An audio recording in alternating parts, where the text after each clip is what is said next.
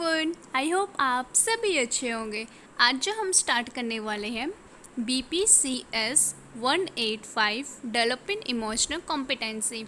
इसमें हमारा third block start हो चुका है, जिसमें हमारे आज यूनिट 5 है, emotions, self regard and self actualization, जिसमें हमारे 4 टॉपिक है जो आज हमें पढ़ने हैं।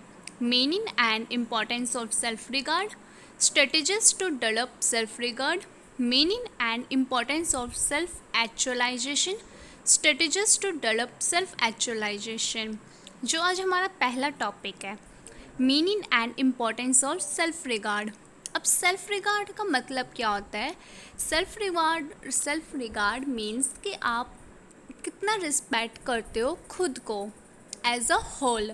मीन्स कि आपके जो पॉजिटिव क्वालिटीज़ हैं और नेगेटिव क्वालिटीज़ है, आपकी एबिलिटीज़, आपकी स्ट्रेंथ्स, आपकी स्किल, आप सारी चीज़ों को कितना रिस्पेक्ट करते हो। जैसे कि हम जानते हैं कि काफ़ी सारे लोग सिर्फ अपनी पॉजिटिव क्वालिटीज़ को, अपनी स्ट्रेंथ को, एबिलिटीज़ को एंड स्किल को ही मानते हैं, कि उनको ही रिस्पेक्ट करते हैं, और अपनी जो नेगेटिव एक्सेप्ट्स है, जैसे आपकी लिमिटेशंस हो गई, आपकी वीकनेस हो गई, आपकी जो चीज़ें खुद की पसंद नहीं है, उनको अवॉइड करते हैं।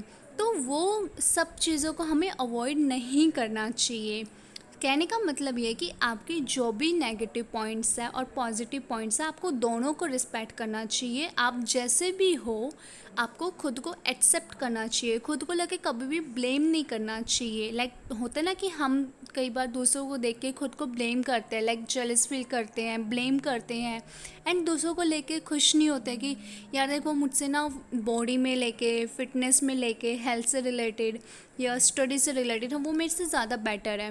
तो ये चीज़ हमें कभी भी कंपैरिजन नहीं करना चाहिए। आप जैसे हो खुद को रिस्पेक्ट करो एंड खुद को एक्सेप्ट करो। ओके, ये था हमारा सेल्फ रिगार्ड का मीन्स। अब इसके 2 एक्सेप्ट होते हैं। पहला positive attitude, second sense of worthiness. Positive attitude means कि आप इसमें क्या है कि हमारे जो लिमिटेशंस हैं, जो नेगेटिव पॉइंट्स हैं, उनको हमें एक्सेप्ट करना चाहिए, खुद को इम्प्रूव करना चाहिए, अपने जो भी आपके पॉजिटिव पॉइंट्स हैं उनको लेके भी अवेयर होना चाहिए, और साथ ही साथ जो भी आपके नेगेटिव पॉइंट्स हैं उनको लेके भी आपको अवेयर होना चाहिए।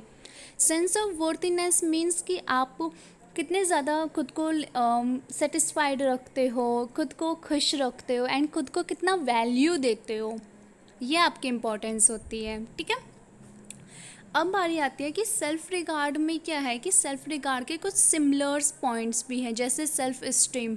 सेल्फ स्टीम और सेल्फ रिगार्ड बिल्कुल सिमिलर होते हैं। सेल्फ स्टीम मतलब ये होता है कि खुद को आप कितना एवलेट करते हो, अपने पॉजिटिव पॉइंट्स को, नेगेटिव पॉइंट्स को, ओवरऑल आप कैसे उनको एवलेट कर पाते हैं खुद को, अपने पॉजिटिव पॉइंट्स को भी और नेगेटिव पॉइंट्स को भी। और सेल्फ रिगार्ड का मतलब भी यही होता है कि आप ओवरऑल अपने आप को कितना रिस्पेक्ट करते हो, अपने आप को लेके कितना खुश रखते हो कि हाँ मैं खुद को कभी ब्लेम नहीं करता हूँ। ओके, सेल्फ कॉन्सेप्ट अब आता है। सेल्फ कॉन्सेप्ट जो कॉन्सेप्ट है वो बिल्कुल इससे अलग है।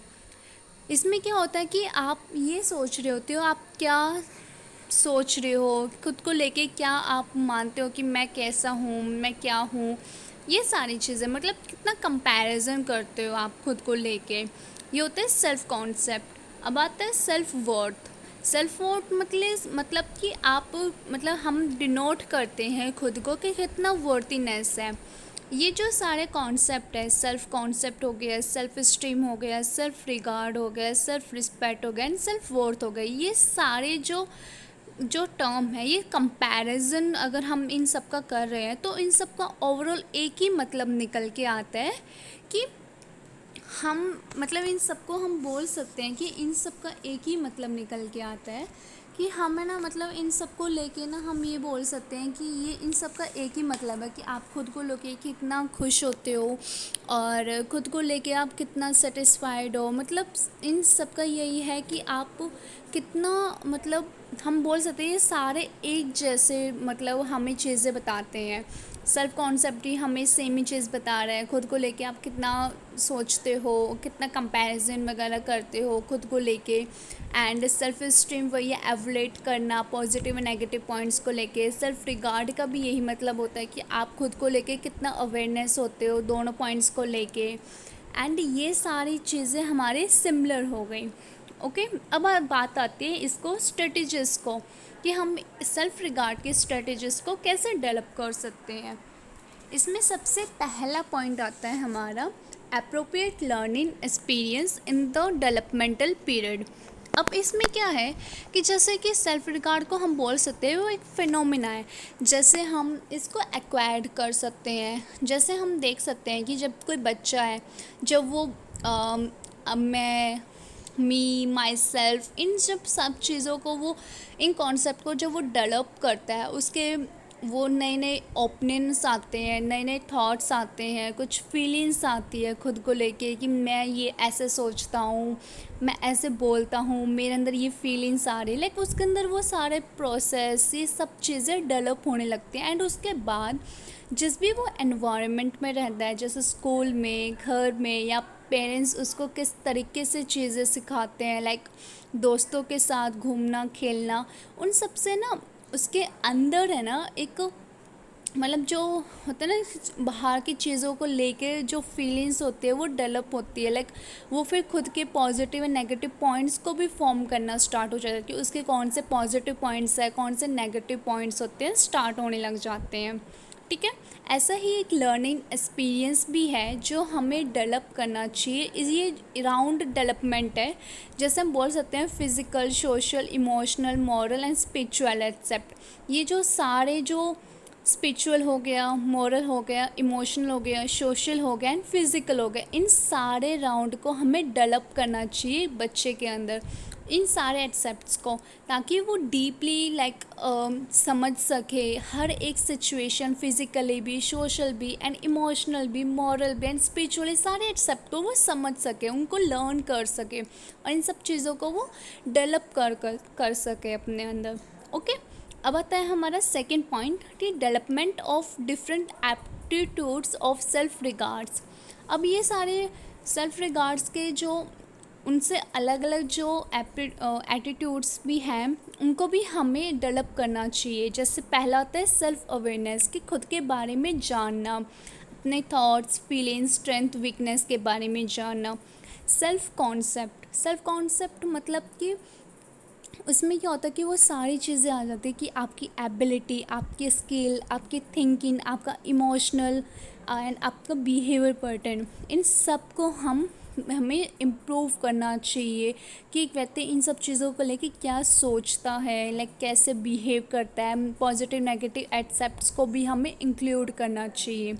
ओके, सेल्फ एक्सेप्टेशंस मतलब कि आप कितना ओपन माइंडेड हो कि लोगों को लेके भी, एंड खुद को आप कितना एक्सेप्ट करते हो। आपके जो भी पॉजिटिव नेगेटिव क्वालिटीज़ हैं उन सबको आपको एक्सेप्ट करना चाहिए कि हाँ मेरे अंदर ये कमी है तो है, मैं मोटी हूँ तो मोटी हूँ, मैं पतली हूँ तो पतली हूँ, मैं छोटी हूँ तो छोटी हूँ, मैं जैसी हूँ, मैं स्टडी में अच्छी नहीं हूँ तो मैं ऐसे ही हूँ, मेरा ये नेगेटिव पॉइंट है और मैंने एक्सेप्ट कर लिया। एंड सीरियसली अगर कोई अपने नेगेटिव पॉइंट्स को भी एक्सेप्ट कर लेता है ना, लिटरली उससे ज़्यादा खुश इंसान कोई नहीं होता है, क्योंकि उसको पता है अगर कोई सामने वाला, क्योंकि हम देखते हैं कि अगर कोई सामने वाला हमें हमारी नेगेटिव पॉइंट्स के ऊपर कमेंट करता है तो हमें ना मतलब उदास हो जाते हैं, सैड हो जाते हैं, फ्रस्ट्रेट भी हो जाते हैं, कई लोग बहुत ज़्यादा स्ट्रेस हो जाके इन चीज़ों को लेके।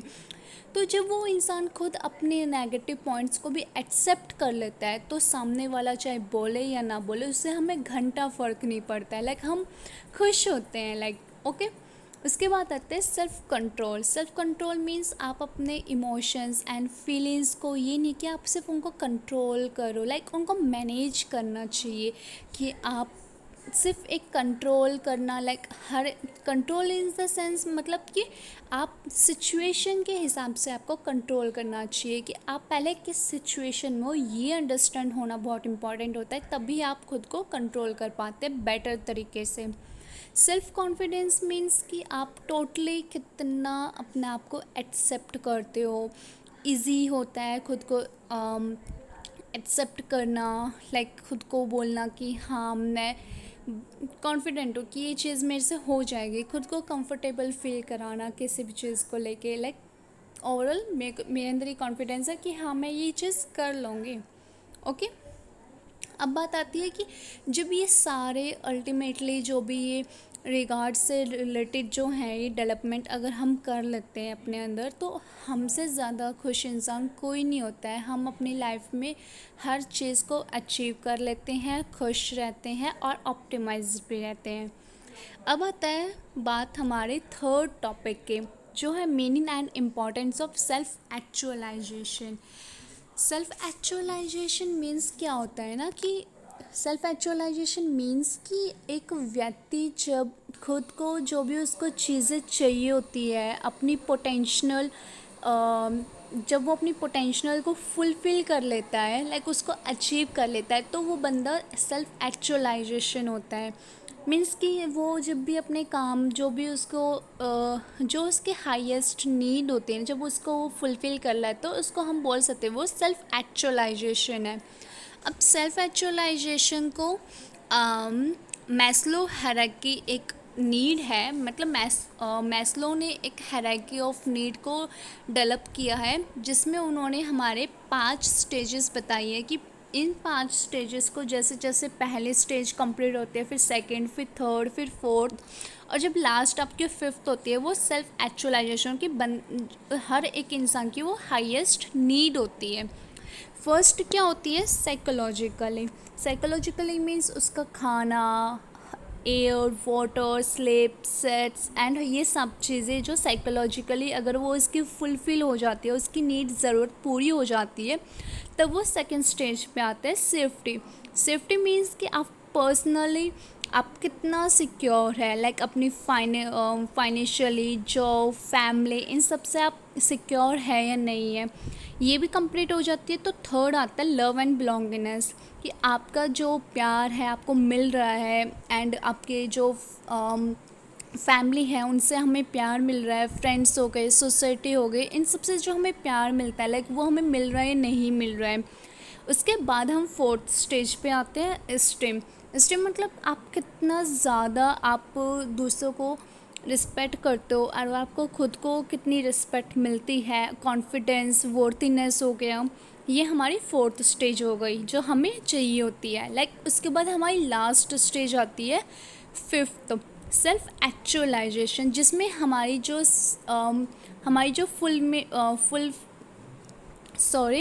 जो हमारी जो मतलब ये होता है ना कि हमें जो क्रिएटिविटी होती है, हमारी सेल्फ ग्रोथ होती है, जो भी हमारी फुलफिलमेंट होती है, लाइक हमें वो जो हमें ज़रूरत होती है कि हमें ये चीज़ें चाहिए होती है, वो जब हमारी फुल हो जाती है तो हम बोल सकते हैं कि हम सेल्फ एक्चुअलाइजेशन है, वो हमारी हाईएस्ट नीड होती है। ओके, तो इसको डेवलप करने के लिए जो स्ट्रेटजीज होती है वो हमारी पहली होती है अवेयरनेस अबाउट वन सेल्फ, कि आप खुद को लेके कितना ज़्यादा थोड़ा सा वो हो गया था। हाँ, तो जो हमारा पहला था अवेयरनेस अबाउट वन सेल्फ, कि आप खुद को लेके कितना अंडरस्टैंड है, अपनी स्ट्रेंथ को लेके, अपनी वीकनेस को लेके, अपने गोल्स को लेके, अपने डिज़ायर्स को लेके, अपने डिसलाइकिंग्स को लेके, कि ताकि एक हर व्यक्ति अपने आप को प्रॉपरली एवुलेट कर सके। ओके, सेकेंड आता है completing expectations of oneself, means वही है कि आप अपने पॉजिटिव पॉइंट्स को ही एक्सेप्ट ना करो, बल्कि आपको अपने नेगेटिव पॉइंट्स को भी एक्सेप्ट करना चाहिए, ना कि उनको अवॉइड करना चाहिए। थर्ड आता है controlling of one emotions. Controlling means आपको ये नहीं कि आप अपने इमोशंस को दबा दो, मीन्स ये कि आपको मैनेज करना आना चाहिए, वो भी समझना चाहिए कि आपको किस टाइम पे और कैसे सिचुएशन पे अपने इमोशंस को निकालना चाहिए, दिखाना चाहिए, वो उसके अकॉर्डिंग आपको अपने इमोशंस को दिखाना चाहिए, और जहाँ दिखाना चाहिए वह दिखा दीजिए, और जहाँ नहीं दिखाना चाहिए कि ये सिचुएशन और ये टाइम सही नहीं है, तो हमें वहाँ पे अपने इमोशंस को मैनेज करना चाहिए, लाइक कंट्रोल करना चाहिए। ओके, फिर आता है decide your goal and show perseverance, मतलब ये कि आप अपने गोल को डिसाइड किए और उसकी तरफ बढ़ते चलिए कि आपको जो आपका अपना एक गोल सेट कर लिया है, तो बस अब मेरे को वो गोल अचीव करना है, वो आपका एक्चुअलाइजेशन हो जाएगा कि वो चीज़ मुझे चाहिए है, मुझे वो उसकी तरफ जाते ही रहना है, मतलब आगे बढ़ते रहना है। तो उसके लिए आपके बहुत सारे हो सकता है कि प्रॉब्लम सॉल्व करना होता है, लाइक डिसीजन मेकिंग हो सकता है, क्रिएटिविटी होता है, सेल्फ कॉन्फिडेंस होना चाहिए बंदे के अंदर कि वो अपने गोल को सेट कर सके एंड अपने गोल को अचीव कर सके। उसके बाद अगर लुकिंग फॉर अपॉर्चुनिटीज़, हमारा ऐसा माइंड सेट होना चाहिए जो भी हमें अपॉर्चुनिटी मिले हमें उसे एक्सेप्ट करना चाहिए, उनकी तरफ अट्रैक्ट होना चाहिए ताकि हम अपने गोल्स को लेके आगे बढ़ते रहे। क्योंकि हमारे पास बहुत सारी अपॉर्चुनिटीज़ होती है, तो उन अपॉर्चुनिटीज़ को हमें देखना चाहिए कि इन अपॉर्चुनिटीज़ की वजह से मैं कैसे आगे बढ़ सकता हूँ। ओके। उसके बाद आता है cultivating a proper mindset. Proper mindset means कि आपके जो भी कन्फ्लिक्ट्स आते हैं, लाइक हम देखते हैं कि वर्ल्ड मतलब आसपास में हमारे बहुत सारे कन्फ्लिक्ट्स होते हैं, डिस्टर्बेंस होते हैं, खुश नहीं होते हैं। तो हमें ये होता है कि हमारे लिए ये इम्पोर्टेंट होता है, हमें ये रियलाइज़ करना चाहिए कि हमारा पोटेंशियल क्या है, हमें किस चीज़ की सपोर्ट की ज़रूरत है। लाइक जब हम दूसरों के साथ भी रहते हैं तो हमें सपोर्ट भी मिलता है, लाइक उनके साथ हम खुश रहते हैं, तो हमारा क्या होता है कि कंपटीशन भी हमारा थोड़ा कम हो जाता है, लाइक चैलेंज भी कम हो जाते हैं। तो ये अपने आप को टेस्ट हमें करना चाहिए कि हम मतलब हमें अपने आप को ना लाइक दूसरों के साथ है ना कॉम्पिटर करता रहना चाहिए ताकि हमें पता भी चले कि हम ग्रो कर रहे हैं या नहीं कर रहे हैं, हमारे अंदर कुछ इम्प्रूवमेंट हुआ नहीं हुआ। अगर ये ज़रूरी है कि हमें खुद को इम्प्रूवमेंट करना चाहिए थोड़ा सा, और जब हमें किसी के साथ हम कंपटीशन करते लाइक एग्ज़ाम देते तो हमें पता चल जाता कि अभी हमें और बेटर खुद को करना चाहिए, तो हमें वो चीज़ें करते हैं। तो ये चीज़ें बहुत ज़रूरी है। ओके। तो ये था ओवरऑल हमारा आज का चैप्टर जहाँ पे फिनिश हो गया, एंड आई होप आप सबको अच्छे से समझ में आया होगा। अगर आपको फिर भी कोई डाउट होता है तो आप मुझे कमेंट करके बता सकते हैं।